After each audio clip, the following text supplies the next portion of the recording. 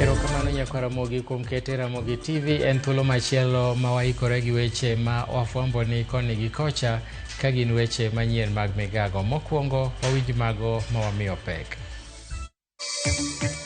Gavana ma Bomet Hilary Barachok kod manen gavana ma Bungoma Wycliffe Wamangati koro yawnegi ayanga buche mag mibadhi maluorogi.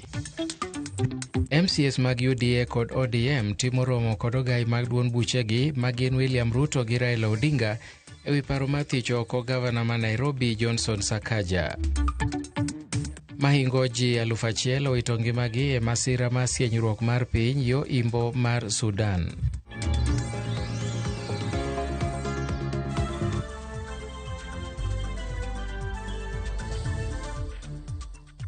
Machiegni nyinga Milton Ochieng. Gavana machon ma Bungoma Wycliffe Wamangati koro we kod rambun mar $1.5 kendo doho chiwo chik mondo mi ochwal obok mare mar wuoth ne doho. Maeri en tok chwale e doho ma Milimani kaachiel kod achije mamoko kidonjonegi koda keth mar mibadhi. Gie kindeno mae kaka chenro no dhi nyime e doho ma Kilimani kama gavana ma Bomet Hilary Barachok bende ochwalie doho makamano.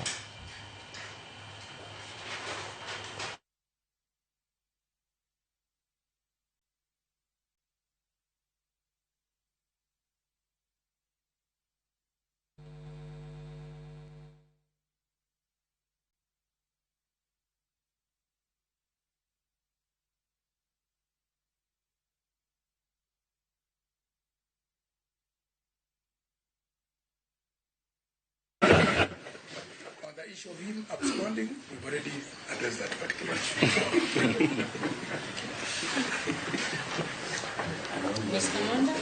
Yes, just beginning with that issue, all I said is that the matter is now within the domain of the court. Yes. So any comments or references to the matter will be deemed sub judice. So therefore, going forward, there should be no comments, reactions on a matter that is already pending before court. Secondly, we reiterate that you should individually look at the charges each of the accused persons is facing.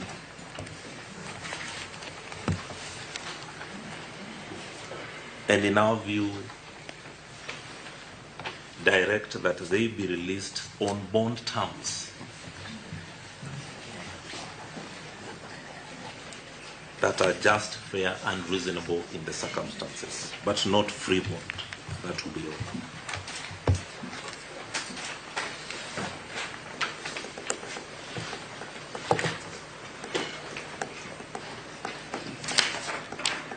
Mr. Mansour, you're on your feet. Or it's that you don't have a seat? I'm anxious to get the bill. Okay.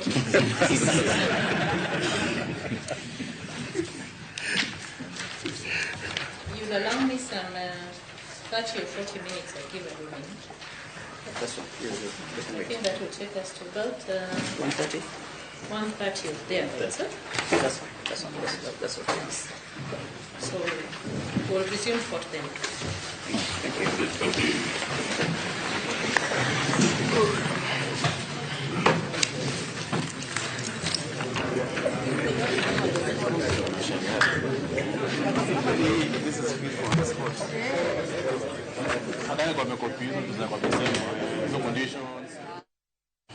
Oganda modak kuom tuo mar ringa mar remo kata sickle cell e alwora ma Nyanza geno mar yudo kit chenro mar thieth manyien e boma ma Kisumu e lony mabiro neno ka iwilo negi ng'eng'e mag remo kata red blood cells.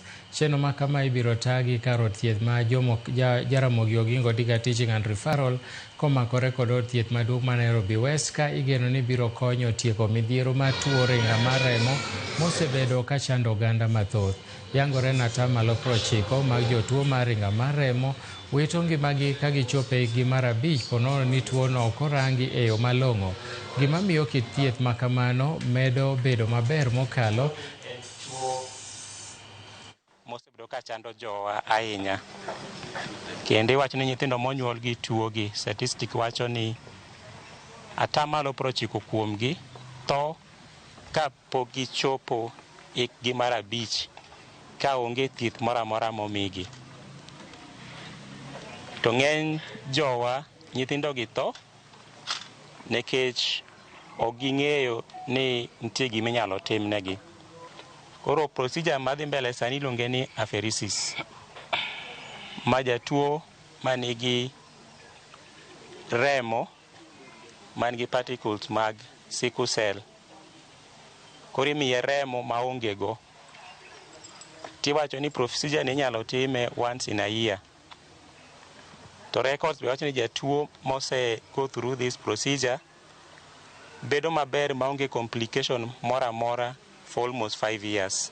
So your blood is containing a lot of sickle cell which need to be replaced. If you don't replace this sickle cell in the blood, it can complicate life and you cannot survive more than like 30 years. And then if you survive, it can give you the stroke because the blood is thick and you cannot have a good quality for entire life without having a proper treatment. So this technology, the beauty is for this technology, it improves the quality of life and minimize the complication in this disease.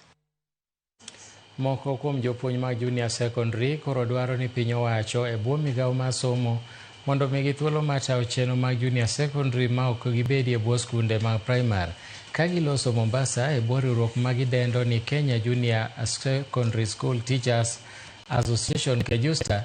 Jopuonj go koni onge lemo moro amora mimiyogi kaka jopuonj junior secondary, gino magikoni mayogi mijing'o matiyo kaka owinjore.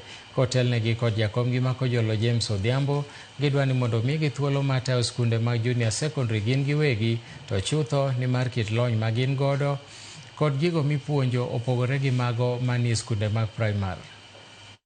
Imefika ambaye tupate autonomy. Tukisema autonomy, when we talk about autonomy, we need a separate and distinct junior school, just like we have senior school. We are aware that junior school has 3 classes, grade 7, 8, and 9. That is the same with the senior school that also have 3 classes, grade 10, 11, and 12. So what will it be very difficult for the Ministry of Education to grant junior school an autonomy. They can be within the same primary school establishment, but having a separate and distinct administration, structures, and leadership. Mwalimu ambaye aliserve kama intern miaka miwili ama mwaka moja na sasa ameajiriwa kama mwalimu wa PNP na bado kutoka job group ya C2 ama C1 kwenda nyingine, sheria ambayo iliwekwa kitambo ya kwamba asafu miaka 3 inamdhulumu huyu mwalimu, kwa sababu tayari yeye ashafundisha miaka 2, mwaka mmoja, tuanze kuhesabu kutoka hapo. Hiyo sheria ibadilishwe, kama internship program itabaki kuwa sheria. Lakini pia tunaomba kwamba mwalimu wa JS apoe fursa sawasawa ya kuendelea in terms of career progression. Ogai mar ODM Raila Odinga obago romo kod MCS ma Nairobi ewi wach mar dwaro thicho oko gavana ma Nairobi Johnson Sakaja. Romo no kelo kanyakla jokanyo mag ODM kod moko mag UDA kawadhi achiel kachiel mondo wawinjane Walter Nyambaga. Romo ma kama nochakore saa adi to nyaka sani ang'o giri ma iparo ni osedhi nyime? Milton awinji makare, to kendo bende kidwa fwenyo ni awinji to kare nyono gusu mantiere liare mondo ing'e kaka lwaro nyalo chalo. E chal mar lwasi mar kitubura madhi nyime e apisi maduong' mar Jomo Kenyatta Jaramogi Oginga Odinga Foundation e logo tich ma Nairobi kendi, kama romo dhi nyime kendo gai mar ODM Raila Odinga kanyakla kod jokanyo mag County Assembly ma Nairobi ma gin MCS. Romo no onywando nyaka jatend county niendi man Governor Johnson Arthur Sakaja kendo jodito mamoko mokelo kanyakla nyaka Speaker mar County Assembly Ken Gondi kendo jodito mamoko. Romo no geto yudo winjruok e kind jokanyo mag gin County Assembly kod tend county no ewi weche 20 magiwacho ni gintiere go kod midhiero maduong' winjo bede ni tend county chopo kare. Odiochieng' manyoro nyoge sechoko madirom sei 62 kagin kod geno ni mondo gichop sei 100 ka gichak twak mar thicho Gavana Johnson Sakaja oko. Kata kamano kalore kit kaka lalruok osebet gi seche giendi en ni romo dhi nyime e kendo gibilo wach koni kod kocha. Mak mana ni duoko ma wiye mar kit romo makedo kod mano no gibiro loso kod ute fwambo mondo mi gichiw chung' margi. Mak mana ni kalore kod kaka chal en ni karata madhi nyime kata gino kata peke migo e wi mesa nyalo bedo ni kit twak oko chal mar biro thicho oko Gavana Sakaja oko koso gibiro dhi nyime to gai mar ODM Raila Odinga chung' mare ne koma nade. Jokanyo osebedo ka sundo gai mar ODM Raila Odinga mondo mi othegre kod thicho oko Sakaja e apisi. Mak mana nyaka chop seche giendi gai mar ODM Raila Odinga pok ogolo twak manyiso chung' mare. Mak mana ni romo maketo kod mani oluongi mondo mi bed kod twak mondo winje ywak mar kanyakla mag MCS. Jogo moseketo kokgi kata mosebedo ka sundo chenro mar thicho oko Sakaja monywando nyaka MCA ma Kileleshwa Robert Alai, achiel kuom jogo mochopo romo makedo kod mani manyiso ni tok thuolo machuok onyalo winjo ni to twak odhi nade. Mak mana ni nyaka chop sechige ni maling' mosebedo en ni MCS ka MCS chung' kendo golo pache e wi gino moneno ni winjo bed ne timo kama seche moko nyalo miyo mbek kit lwasi mar mosebedo matek tweta e kinde twak madhi nyime nyaka chop sechige. Koro wan mana tiek kama yudo ni mathoth. Mak mana kapok awei Milton en ni adiri makar kende en ni kalore kod ketho 20 mamoko kuom gi wacho ni gintiere go motegno gigombo ni mondo mi yud duoko ponono winjruok ok obet e kit romo madhi nyime kod kamani magidhi nyime kod chenro mar thicho oko Gavana Johnson Sakaja ma MCS okalo to bul kochopo kanyo no mar twak mar Senate e od bura mar Senate manyiso ni nyaka chop seche gendi itemo yore duto tete mondo mi belo tuo gi seche gi kapok otere masin. Milton koponin kod penjo gie thuolo ni onge penjo wuoyi mathuon wa rito mondo imed fwambo no mathoth mondo wangi nyiswa ni to wach makama ochopo kama nade. Erokamano ahinya Walter Nyambaga achiel kachiel ka en Nairobi. Doma Narok ogolo chik ne Julius Rakesi ma en achich maduong' e nek mar japuonjre ma wuoyi ma jahigni 10 manie grade mar 4 nek manotimore e sikund JSS ma Majengo SDA Narok ni mondo olorne kuom jumbe 2 e tesend obila kirito pimo obwongo ne kani kare kata oyo kapok oyawne bura. Rankesi manochopi e nyim jang'ad bura Hezron Nyaberi ne onge kod okil mare kendo ne ok oyiene yie kata kwedo keth makamano kako ririto duoko mar pim mar obwongo ne. Achije mamoko magin kaachiel gi japuonj maduong' ma sikundno kod matron bende ibiro duoki e doho bang' ndalo 14 go kidonjonegi koda keth mar nek ma japuonjreno. Jata tije ma somo e kaunti ma Narok Apollo Apuko ogolo chik mondo mi olor skundno kapod itimo nonro.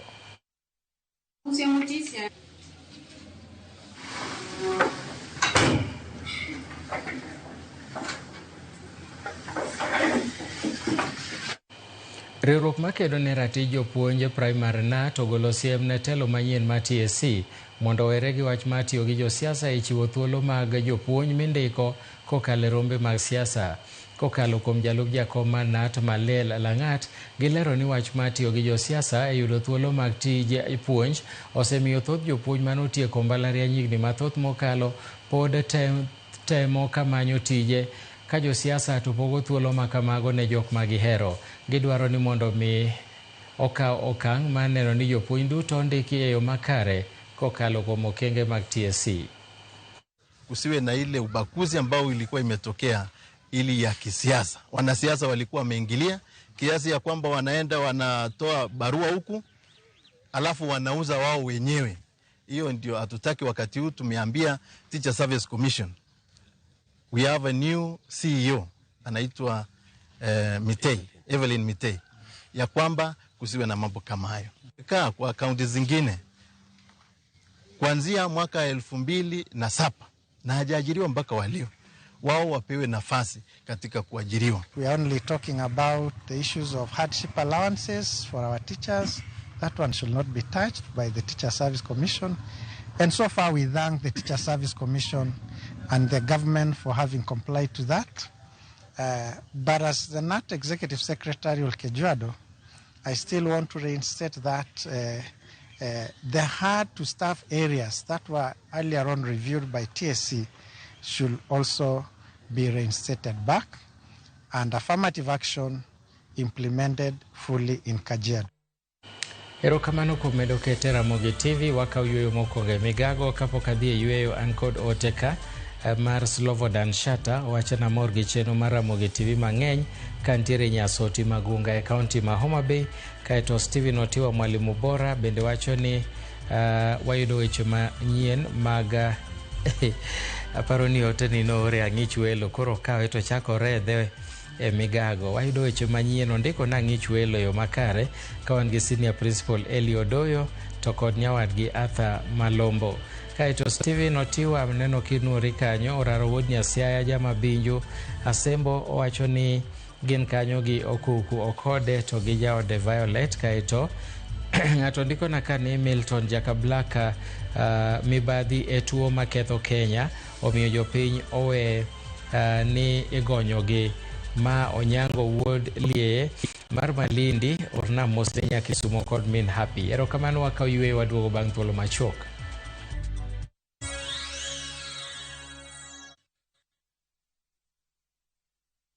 Iseyudo nyodo nikelo nyako chia cholokore nyeje nung'ani sandi nang'o nyako chia nigiyere konde jalo sigo kachandi gimon nyako chia utemo kadhano.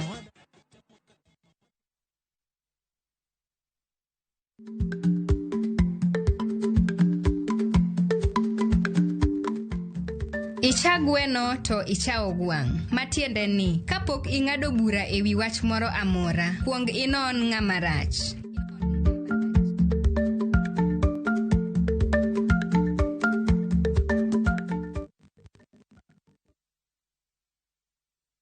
Royal Mabati Factory Limited dier mar lando ni nengo gore piny ahinya. Corrugated kod box profile sani uso ceiling 405 e mita ka mita. Brick tile kuom ceiling 456 ka Roman tile e ceiling 500. Bed gi chuny mokwe ka wakelo ni mabati nyaka e odi kata dalani. Gochna sani kokalo e namba 0722 63 83 83.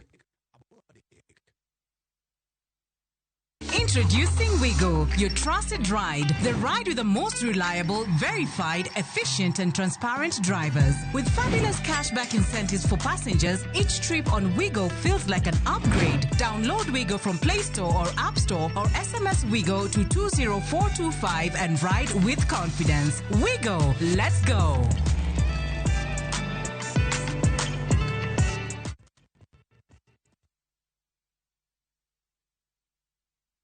Be imanyo tich e piny mar Dubai, Bahrain kata Qatar, lek mari mayudo tich gikone ochopo e wang'e. Ei Talent Bridge Careers, watudi kod jondik je tich madongo dongo. Wechiwo sire yor ndikruok e tich kochakre, uru kwayo, kiti kama itie, kaachiel kod nyisi kaka inyalo yudo visa mari, dari kod kiti e ndege. Kik irit, ka okang' mar chopo lek mari kawuono. Ywa tol kata tudri kodwa e WhatsApp namba mar 011-345-4075. Lim website maroma en www.talentbridge.co.ke kata or email e jobs@talentbridge.co.ke.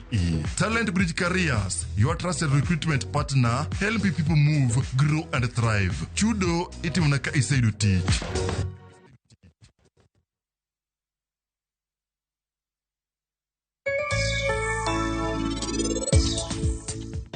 Anyalo penjie gimoro? Kodiochieng' achiel abiro timo richo maduong' ahinya e ngimana. Wachna in inyalo timo nade? Awacho ni in ibiro timo ang'o?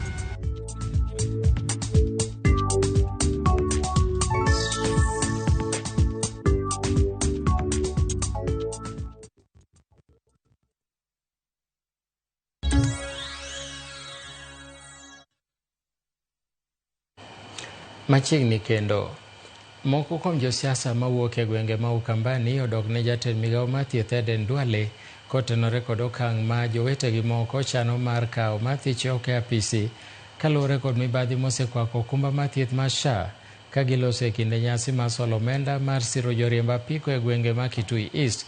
Giwacho ni jogo madwaro thich oko e apisi Eden Duale gin jogo mawuondore ni giler ka pamba. A CS who wants to crack down on this and nyinyi mnasema mtaimpeach yeye. Simulate tutaangusha, my friend.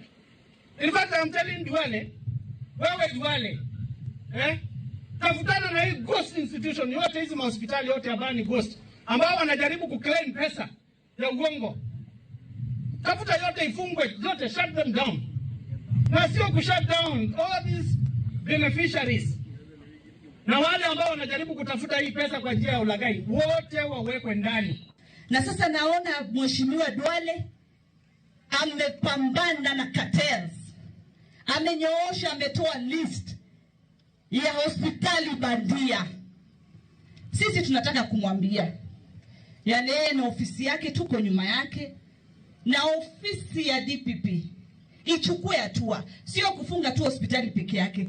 Wenye hizo hospitali tunataka kuwaona wako ndani. Rach mar piny madhie kuonde thieth gin moko kuom gigo mosemiyo thoth jodak e sub-kaunti ma Nyatike bedo kod pek e yudo thieth. Migawo mar thieth e kaunti ma Migori sani dhi nyime gi chenro mar tero thieth machiegni kod oganda midendo kaka medical camps mondo mi ores oganda ma ok nyal chopo e osiptal e yo mayot, mana kaka jafwambo marwa George Juma leronwa. Lipot mogol kod migawo mar thieth e kaunti Migori yango ni sub-kaunti ma Nyatike pod otelo kod kwan mathoth mag oganda magamo tuoche mopogore opogore ma oting'o malaria.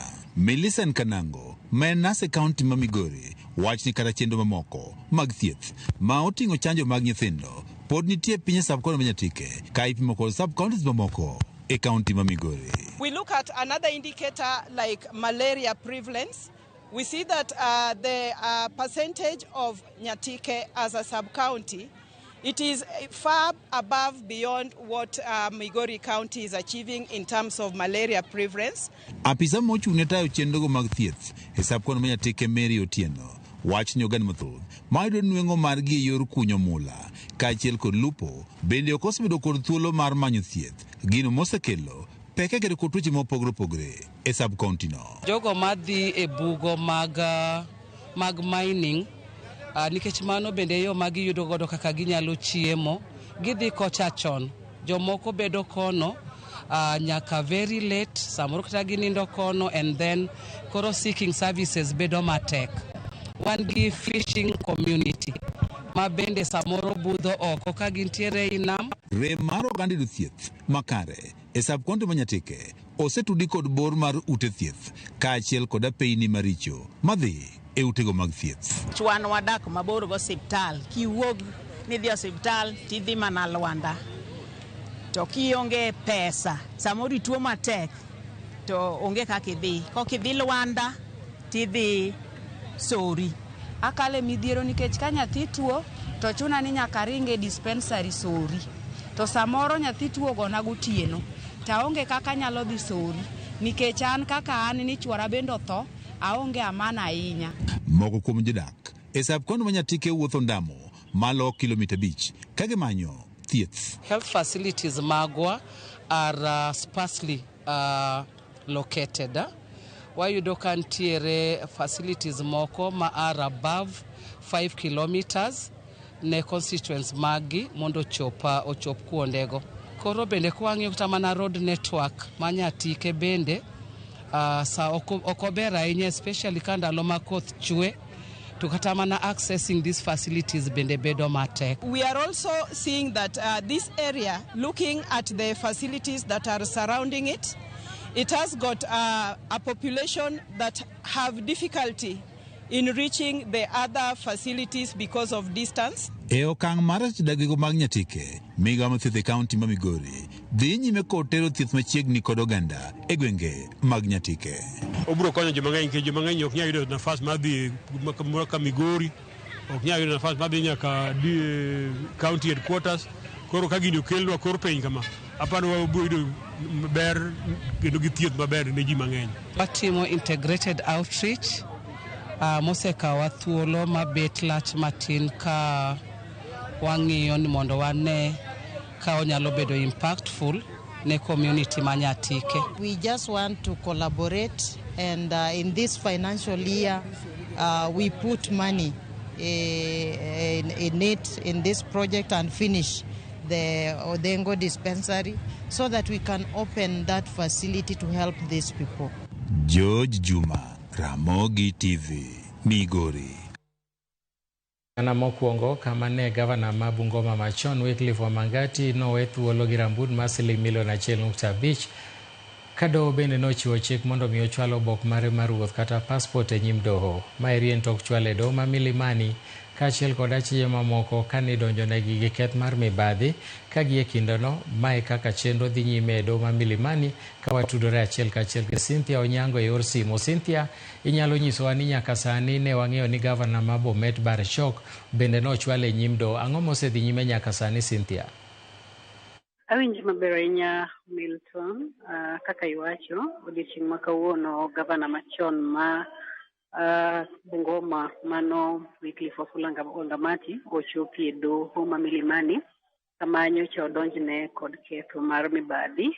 Kawuono e doho, nyim doho, doho ochiwo rambun mar omenda maromo $1.5 kaka cash bill ma nyalo yie mondo wuogi en kaachiel kod jomoko. Kata obedo ni chije mamoko mohewo 12 to ng'ato ka ng'ato ne omi rambum ma korka kore owuon. Nitiere jogo ma oyudo rambum mar $2 million, nitiere jogo ma oyudo rambum mar 400,000, nitiere jogo ma oyudo rambum mar 100,000, jogo ma opogore. Kata kamano giduto gi yie mar chiwo obok giduto mag wuoth e nyim e doho mondo mi obed kaka kum margi ni ok ginyal wuok oko mar piny Kenya nyaka chop winjo bura ma kamae rum. Kamano bende doho chiwo kwayo makende ni okinde duto mago ma ochung'ne Wycliffe Wamangati kaachiel kod mago mag ODPP ma omako bura ma kama kik bed kod twak moro amora motudore kod bura machal kamae oko mar doho, ka giwacho ni ma en mar temo mondo mi wach ni orum e doho kik loke mar siasa kata bed ni igoye mbaka oko kacha ma dipo ka okelo chochni maka kod kacha e bura makamano.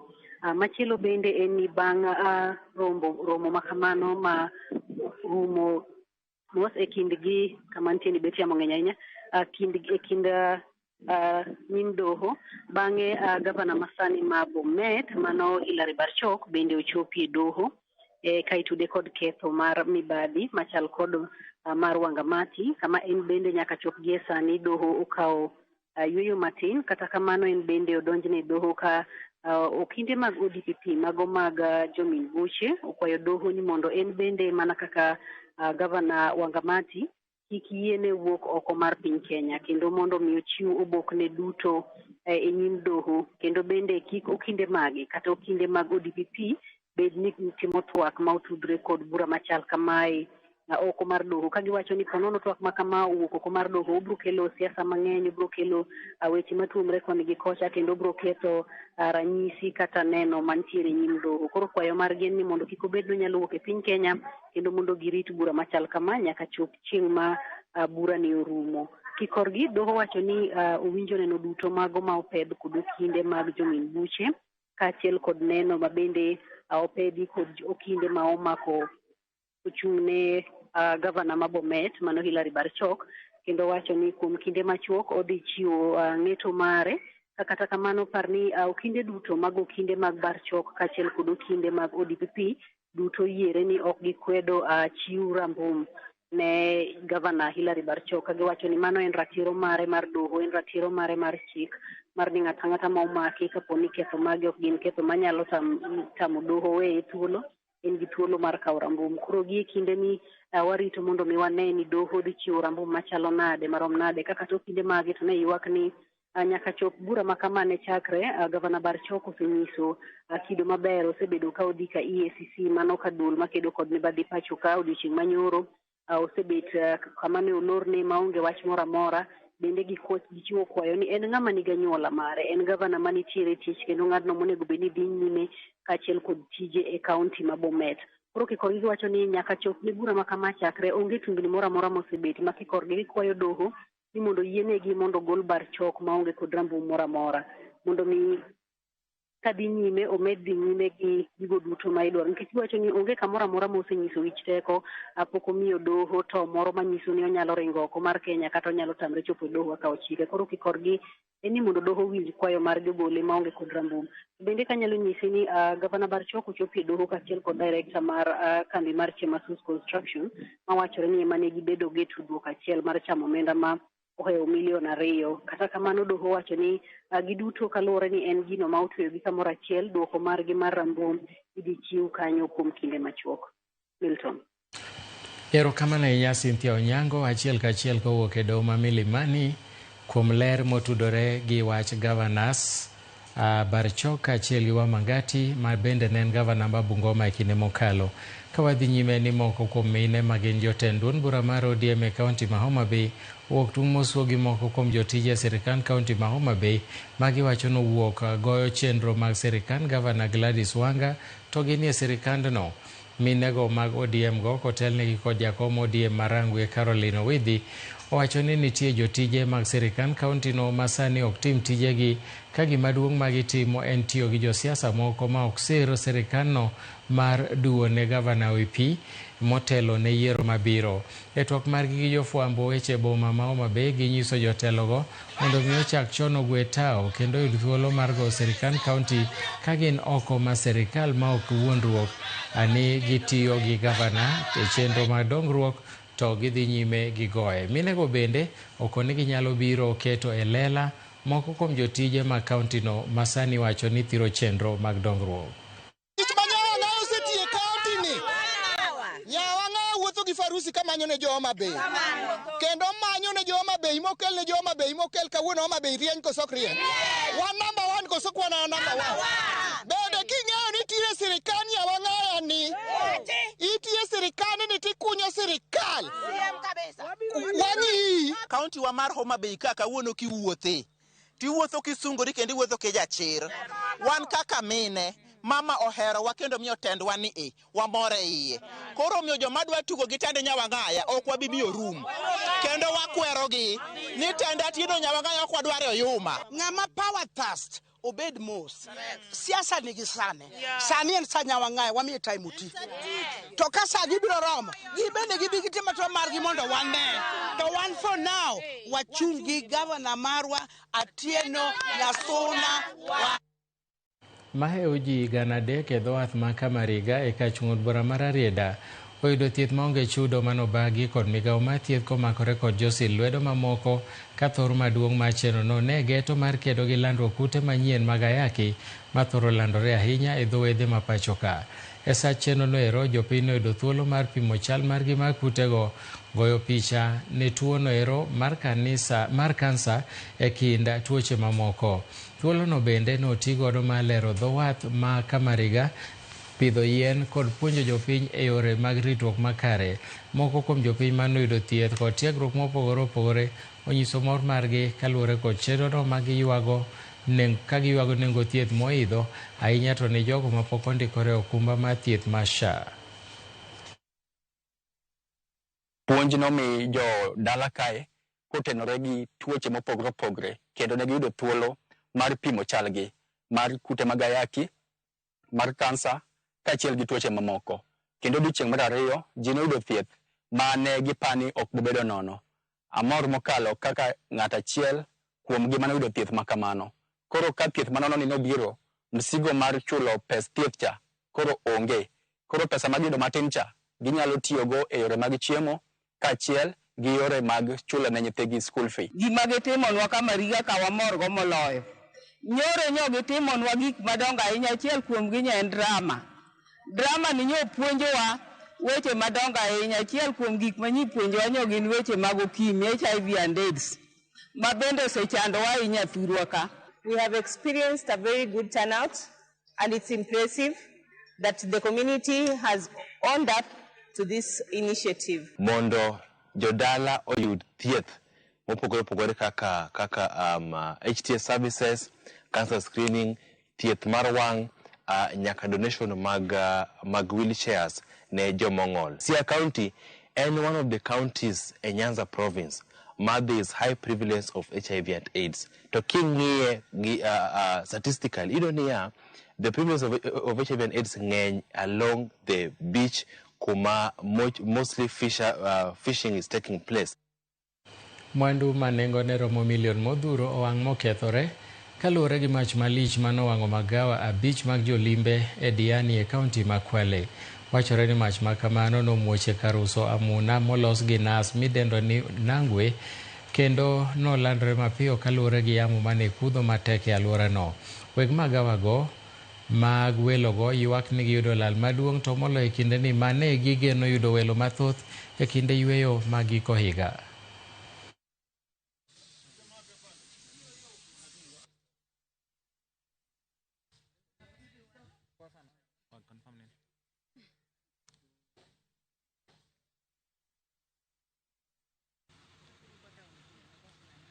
Imetoka nyumba ambayo iko kama 300 meters away from here, lakini kwa sababu zote ni makuti imespread very fast. Paki moja ikitoka nyumba moja ikiruka kwa the next, ndio hivyo imespread mpaka sasa tukapatikana nyumba 5 hapa kwetu. Niko na moshi. Sasa nilipokuona nimeona moshi, nikaita wenzangu nikamwambia kuna moshi. Sasa wale wenzangu walipotoka, tukatoka nje ya gate tukaenda kuangalia, tukaona jirani kweli moshi uko juu. Ndio sasa tukaona moto unaendelea kwa nyumba unapeleka na upepo. We had obviously several bookings already for the end of the year, particularly for the festive season, which is for us representing a very high income, where we can do like 25% of our yearly income just during that period. So we will have to cancel obviously all the bookings and we will lose this money.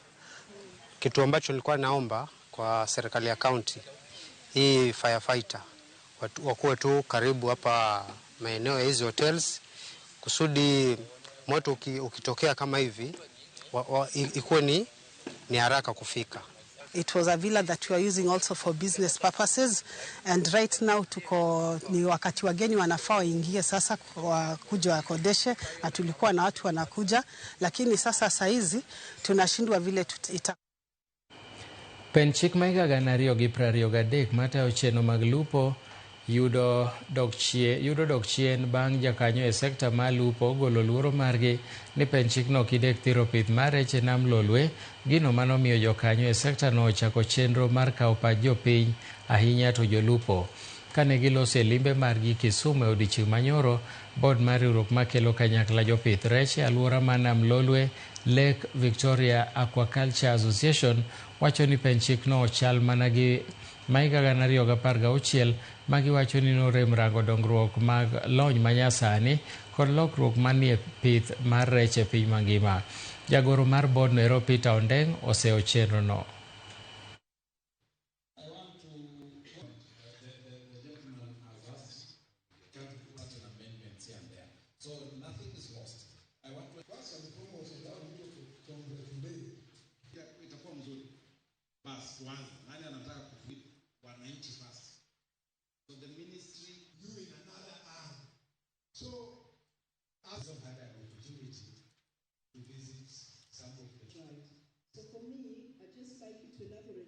We are here on a public participation on Fisheries Management and Development Bill, which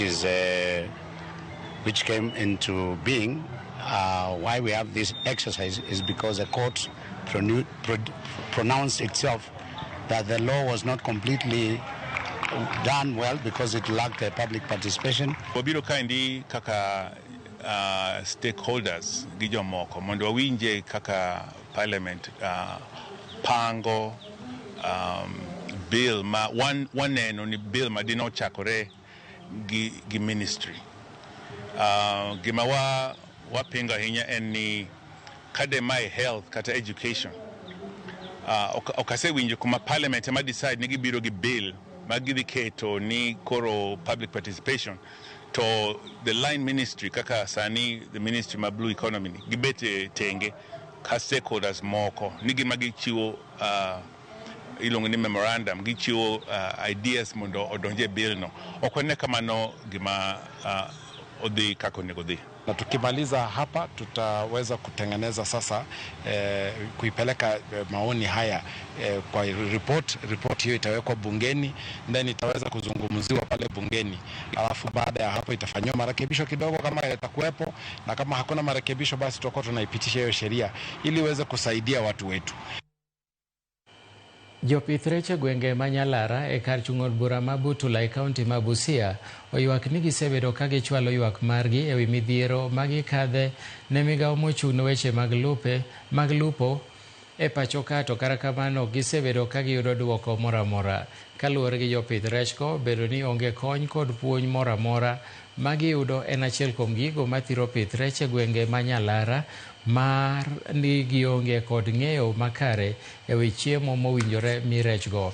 Dwachgi maduong' en mondo mi piny owacho oket okenge mabende nyalo konyo e duoko piny nengo mar chiemb rech kaka yor mar neno ni chiwo alwora makare ma timo ohala.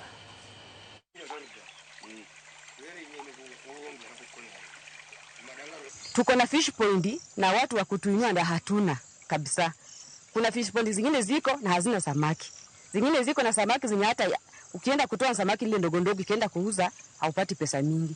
Kwa vile tukipata mtu wa kusaidia ili atuletee samaki kwa fish point, tutainuka sana. Hata tutasaidia jamii na watoto, tutajua venye tutajitegemea wenyewe. Wakubwa wetu ndio naona wako na makosa. Kama hangekuwa anakuja huku chini kutembelea kulima, wangetufaidisha. Leo kwa sababu hatujui venye tunaweza kuwapata. Watembelee wakulima kama sisi. Hata mkubwa wa fishery alikuwa ananiambia hata unaweza beba samaki 10,000. Lakini hata sina uwezo wa kununua samaki 10,000 na kulisha. Unaona? Ndio kwa sababu nataka nianzie kwa 5,000. Nikipata pesa nianzie kwa 5,000. Hiyo 5,000 jikakamua nilishe mwaka moja. Hiyo samaki lazima itakuwa inafika kilo 4.5 ama kilo 4. Na tuko wengi, sio mimi peke yangu. Lakini samaki wenye tuko nazo hatuna usaidizi. We are appealing to the county government that they should send their officers to come and train these youth, guide them, these old men, waelekezwe, wafundishwe, waelezwe ni vipi wanaweza fuga hizi samaki ili mazao yao iwe ni bora zaidi. Moko kuom jomobaro buk kod jotend gwenge Siaya medo kwedo paro mar gavana ma Siaya James Orengo maloro mbalariany ma Jaramogi Oginga Odinga University of Science and Technology bade ma Siaya. Liekore ni sirikal kaunti ma Siaya dwaro kawo lobno mar gero skul mar weche mag pur e mbalarianyno mantiere Siaya Agricultural Training Center ATC mar weyo thuolo ne gedo malog tich manyien mar kaunti no. Kotelnegi kod jakom machon mar board manotelo ne gedo mar bad mbalarianyno Ngire Paul Wao Achola, jotelogo wacho ni mwandu mathoth mag piny owacho osedhi e gedono kendo ok ode dwaro malore. Achola wacho ni obok makamago madwaro loro mbalarianyno osechiwo ayanga ne duol mar Commission on University Education. Osetiyogo ikanyo kiloko gima ne gin offices go loko nitie office kanyo mar din mar agriculture, nitie office kanyo oseloso mar din makaja education obiro to donje, nitie office kanyo moselok mar din mar business and economics. Lecture be wamedo tu lecture halls, wamedo a new ablution block mapiringe nikech ok inyal kelo university kama nitie pit latrines. So mani osetiyogo i campus no, osetiyogo e TC kanyo in readiness mondo gino bed university college. Kidhi bikao university binego to kirango university ni puonjo nwa nyithindo bedo joma chieng' no bed joma tayo piny higni mabiro. University ni okelo nwa tije nikech sama lecturers biro gi mtokni to nyithindo gi bendo yawo kiosk kacha uso gik moko no Siaya medo dongo to fees ni ok bi kelo tije mang'eny kaka ma university kelo ka. Yemomiyo wan kaka jalego wawacho kendo wanuoyo motegno ni gavana kik tem. To kopo notemo to kik otemwa. Nodwa gero headquarters kacha nto Korigolo University to nikech lowo mantie kanyo no en lowo maduong' moromo. Omiya wakwaye kumondo kaka en gavana marwa. We are supporting him in other ways, but for this to a differ. Wadwaro nomiwa chance mondo giger this university odhi nyime mondo jowa Ugenya, Ugunja, Alego oyudie kama gibende ginyalo jotie machiegni ka ok gidhi kamoro mabor. Manyalo romo ji 1,000 owito ngimagi e masira mar sienyruok mar lowo manotimore alwora ma Mara Mountains e imbo mar piny Sudan. Masira ma kamani oyangi gi telo mar Sudan Liberation Movement ma en telo mar jolweny piny ka giwacho ni masira no notimore bang' koth mapek manochwe alworano kuom seche bura. Kweth jolweny go eko momako alwora mar Darfur okwayo riwruok pinje United Nations kod riwruoge mamoko machiwo kony mondo ochwal badgi mondo mi gichiw kony ma ginyalo. ringre ji magin kaachiel gi nyithindo, chuo kod mine pod omoko e lowo manosienyoreno, kendo lweny osebedo kadhi nyime kuom higni 2.5 e alworano, mosemiyo ji mathoth kale midhiero mar ngaji kaachiel gi tuoche kaluwore ni thieth bende ok chopnegi e yo makare.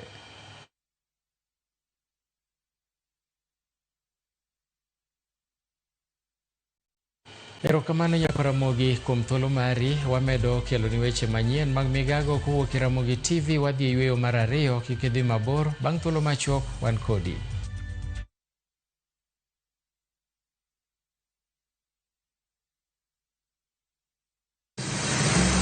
Be isepenjori e sigendni mayudore kuonde ma waluongo ni pachowa? Kapuonjani nobiro nikech gwenyruok e kind owete. Riwri kodwa mondo kuonde ma wadakie. Nera nitie. Ninyuo kong'o kacha niluongo ni kilap joko wili. Kochakore bombe madongo nyaka e gwenge ma iye. Otusenge en pinjo imbo mar oganda kiluonu wasenge. Ng'e gigo mamiyo oganda ka oganda bedo mopogore. Nueng'o ma wan godo ka en mar kunyo goldi. Urudi. En kama ji duoge ji ok lal. Ng'e weche mane osekalo. Chon chande lweny nitie kod gweng'. Rwako sigendni mag kuonde ma wadakie. Kiwacho ni kibedo piny e kom, kineno ng'ama lwete fuare kama mano nyiso ni jakano mulo ka pigo sechope bwo mesa. Ng'e gwengewa chieng' tich 2 saa 3 otieno mana e Ramogi TV. Beat the festive rush with View Travel's early bird offers to Sarova hotels from December 23rd to 28th. Stay at Sarova Imperial Kisumu from 13,150 Kenya shillings or Woodlands Nakuru from 14,000 Kenya shillings. Go wild with 2 nights at Shaba from 28,450 Kenya shillings or Mara Game Camp from 47,150 Kenya shillings per person sharing. Or enjoy 5 nights of beachfront bliss at Sarova White Sands from 146,700 Kenya shillings per person. Book by September 15th and enjoy our Lipa Pole Pole plan. Visit viewtravel.com or call 0703 254 254 today.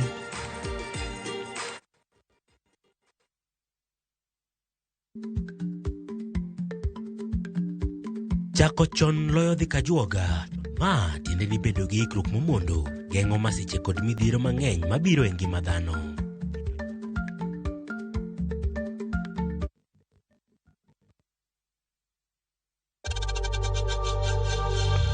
We know times are tough, so save money by buying airtime from M-Pesa to any network with 0 transaction fees. Dial *487*2# and get your airtime PAP with 0 transaction costs.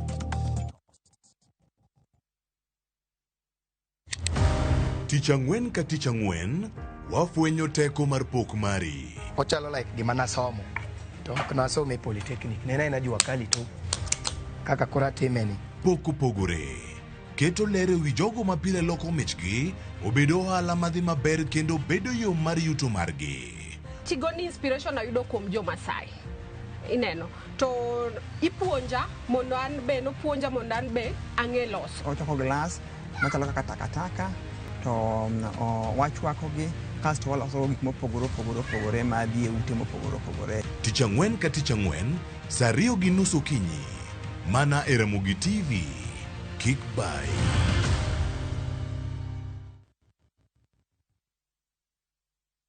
Nyakwa Ramogi. Regulation okodhi through gimiluongo ni public participation. Be ikori mar donjo matut e weche madongo e ogandawa. Mibadhi mawuok e NTSA ng'eny seriously. I have to say this. Wanono weche siasa kod weche mamulo ngima jopiny. Sama gigowa gigo nyaka japur. Nikech japur ni obro puro kande ni otere kanye. Buch jopiny en kama wamiyo pek paro kachiel kod nonro ma intiere godo. Wan gi chike mabeyo matayo gigi waduto te. Ok diam lochnya every time ka ng'ato dwaro to waloko chike. Nyinga Trevor Ombija jandingo panga jonyakach dendo nombija taya nyakwar guok kocha pesa. Wanere kendo. Tich adek ka tich adek, saa 3 otieno, mana e Ramogi TV.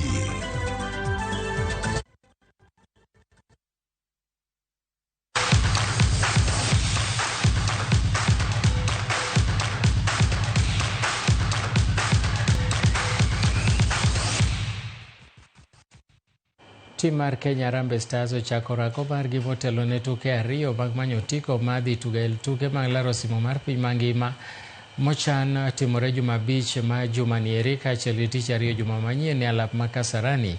Harambee Stars bilo rakore gi tim mar Gambia tich abich kapo girakore gi tim mar Seychelles ndalo 4 toke ka tuke ariyo go duto ibiro go Kasarani. Gie kindeno jora mag adhula pod omi thuolo mar ng'iewo otiko kocha ka bende kocha mar Harambee Stars Benny McCarthy okwayo jo Kenya mondo ochop e alap ma Kasarani karomgi mondo gimi timno mijing'o mana kaka ne gitimo e kinde tuke mag CHAN.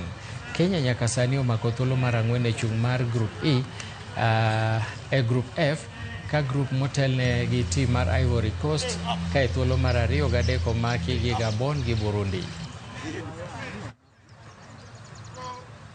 So that's amazing because it makes our team selection only stronger, and you have top quality players playing in major leagues that's willing to come and play for the national team. So yeah, so looking forward to that.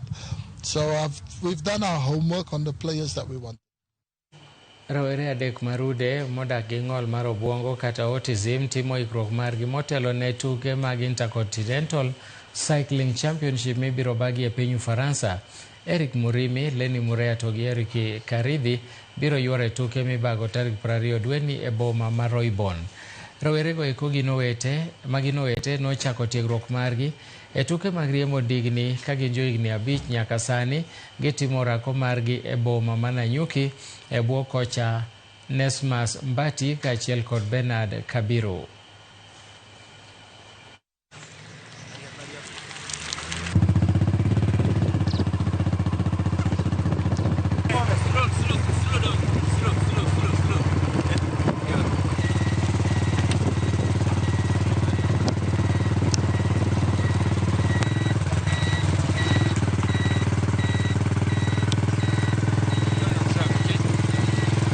First message is you train, you learn those skills. The skills which you learn: brakes, be on your line, and changing gear.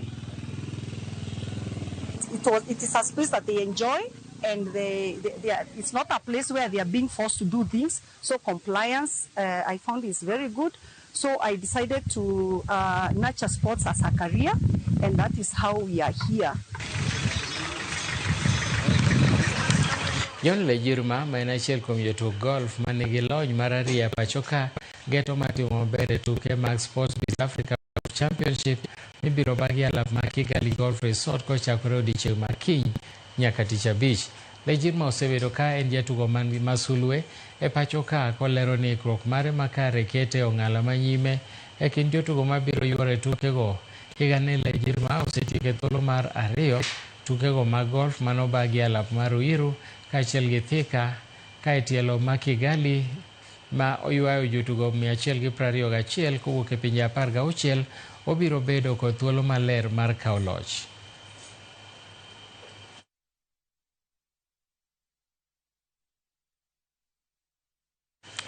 Dirisa mar ng'iewo jotugo e pinje mag Europa olor ayanga ka jotugo masulwe mar klab mar Newcastle Alexander Isak odoje klab mar Liverpool kendo wuoyo rekod mar omenda moseng'iewogo jatugo e pinje mag Ingereza.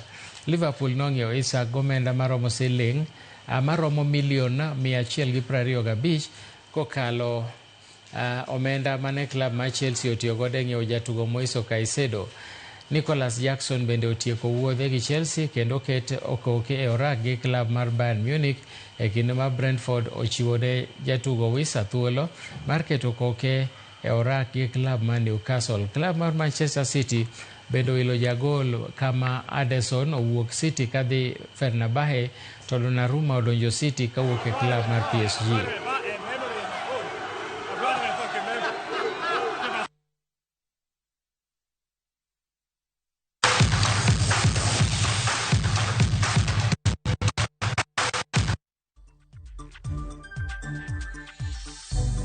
Erokamano Nyakwaramogi, mago ne weche manyien mag migago. Wachakwa tim kama saa 10 e weche manyien mag kagi kacha. Nyinga Milton Ochieng, oriti masani.